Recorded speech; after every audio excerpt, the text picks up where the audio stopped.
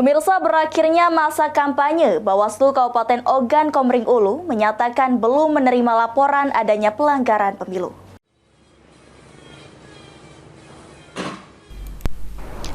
Selama masa kampanye pemilu tahun 2024 hingga masa kampanye berakhir, Badan Pengawas Pemilu atau Bawaslu belum menerima laporan terkait pelanggaran pemilu.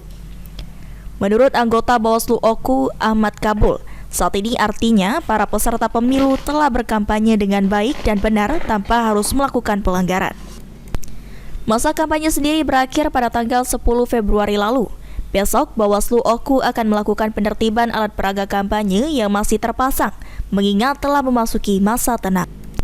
Ahmad Kabul juga mengingatkan para peserta pemilu untuk taat aturan agar pemilu tahun 2024 ini dapat berjalan dengan lubar dan jurdil.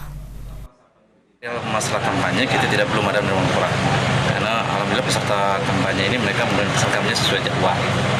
Jadi kalau laporan yang masuk kemarin hanya rekrut masalah KPPS itu sudah selesai. Selesai. Ada berapa personil yang kita ini kan untuk penertiban nanti? Kita seluruh personil kita dari kabupaten sampai ke kecamatan kita gerakkan semua. Seluruhnya lah ya? Seluruh.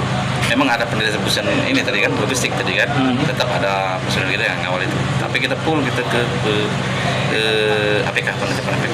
Ini kan masa tenang itu mulai pukul 00 itu kita penertibannya siang atau malam ya? Siang lah. Siang ya? Dari pagi. Bawaslu Oku juga mengajak seluruh masyarakat untuk ikut berperan aktif dalam menjaga keamanan dan ketertiban selama masa pemilu.